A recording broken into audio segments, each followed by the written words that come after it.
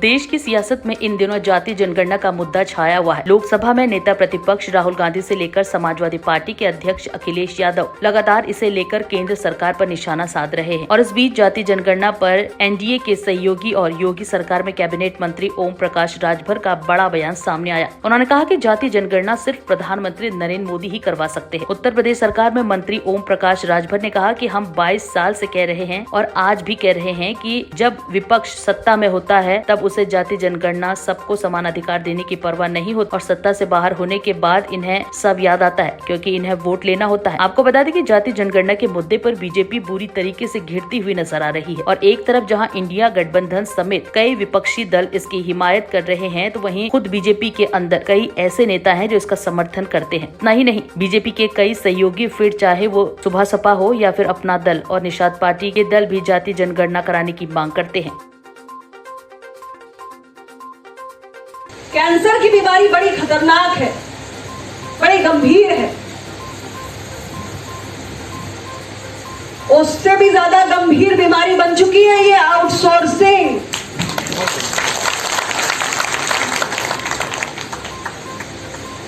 क्योंकि आरक्षण की तो कोई व्यवस्था का पालन इसमें हो ही नहीं रहा है और ये अपना दल के लिए चिंता का विषय है।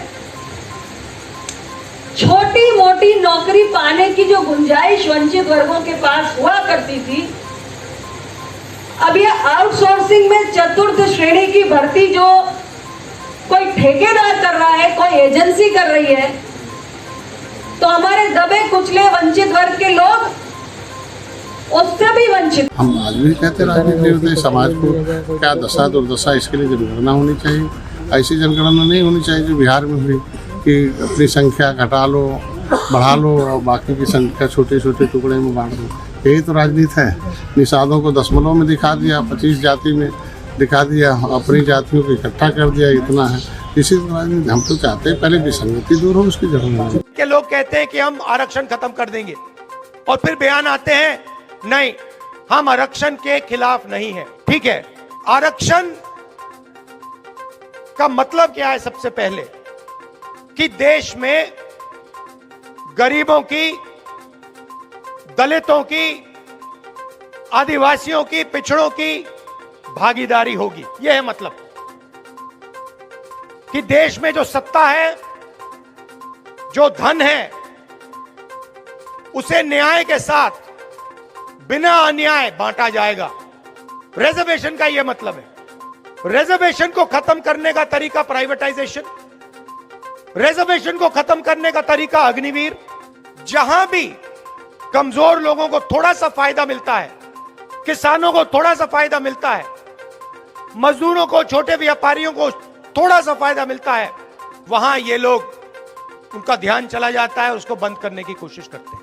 देखिए, ये भारतीय जनता पार्टी और एनडीए गठबंधन पूर्ण तरह संविधान को मानती है, संविधान के दायरे में काम करती है। किसी का आरक्षण खत्म नहीं हो रहा है। भ्रामक प्रचार विपक्ष के लोग कर रहे हैं। जब सुप्रीम कोर्ट के फैसले का ये लोग भ्रामक प्रचार कर दिए, देशव्यापी देश बंद का आह्वान करके उन गरीबों को सड़क पर ला दिए जिनके हित के लिए सुप्रीम कोर्ट ने कहा। सुप्रीम कोर्ट तो कोटे में कोटा की, जो जिनको आरक्षण नहीं मिला उनको आरक्षण दिया जाए, बांट करके दिया जाए। उसको ये लोग प्रचार कर रहे थे भारत बंद करके कि सुप्रीम कोर्ट से आरक्षण खत्म हो रहा है, आप लोग सड़क पर आइए। तो ये आरक्षण खत्म करने वाले लोग, ये लोग खुद आरक्षण खत्म किए हैं। समाजवादी पार्टी को रिजर्वेशन में प्रमोशन का आरक्षण किसने खत्म किया था? समाजवादी पार्टी ने। पिछड़े दलित अल्पसंख्यक का हिस्सा कांग्रेस, सपा, बसपा ने लूटा। संविधान के दायरे में संविधान सुरक्षित है मोदी जी के हाथों में, आज योगी जी के हाथ में उत्तर प्रदेश में संविधान सुरक्षित है। ये लोग वोट के लिए परेशान हैं, सत्ता के लिए पागल हैं, सत्ता पाने के लिए ये कुछ भी बोल रहे हैं। जाति जनगणना को लेकर के जिस तरह से विपक्ष आरोप लगा रहा है, बीजेपी डर रही है, इस सामने को साबित नहीं कर पा रही है। देखिए, जातिवाद जनगणना हम 22 साल से भारतीय समाज पार्टी के लोग मांग कर रहे हैं, लड़ रहे हैं। इसके लिए हम नीतीश जी को धन्यवाद देते हैं कि उन्होंने गलत चाहे सही अपने प्रदेश में जातिवाद जनगणना करा दिया। सपा की भी सरकार, कांग्रेस की भी सरकार, बसपा की सरकार, जो विपक्ष के लोग बोल रहे हैं, ये सत्ता में थे तो इन लोगों ने नीतीश से भी सीखा होता। इन लोगों ने जातिवाद जनगणना क्यों नहीं कराई? सत्ता से बेदखल होने के बाद इन लोगों को जातिवाद जनगणना दिख रही है। मैं बार बार कहता हूं, देश में जातिवार जनगणना माननीय नरेंद्र मोदी जी के ही नेतृत्व में जातिवार जनगणना होगी, आप देख लीजिएगा। कल भी अखिलेश ने कहा है कि 10 के 10 सीटें हम लेकर के आ रहे हैं, बीजेपी कहीं कहीं विफल हो जाएगी। देखिए, झूठ बोलने का तरीका अगर सही में सीखना हो तो विपक्ष से। विपक्ष के लोग ही कहते हैं कि बाई इलेक्शन सत्ता का चुनाव होता है। जनता भी जानती है कि अगर विपक्ष का चुनेंगे तो विधायक विकास नहीं कर पाएगा। इस नाते जनता भी सत्ता पक्ष के साथ खड़ी रहती है कि सत्ता पक्ष का विधायक होगा तो हमारी नाली, चक्रोड़, खड़ंजा, हमारी समस्याओं का समाधान करने के लिए वो सत्ता में रह करके करेगा। तो जनता भी इस बात को जानती है और विपक्ष भी इस बात को जानता है। वो तो सिर्फ अब चूंकि उसके पास कुछ तो है नहीं, अब देखिए अभी से शुरू कर दिए। राम गोपाल जी का बयान आ गया कि सरकार जो है चुनाव में धांधली करेगी, अभी शुरू कर दिए। अब देखिएगा अखिलेश जी भी यही बोलेंगे। जब कल तक ये ईवीएम का दोष देते थे, जब ये जीत जाते हैं तब ईवीएम का नाम नहीं लेते हैं।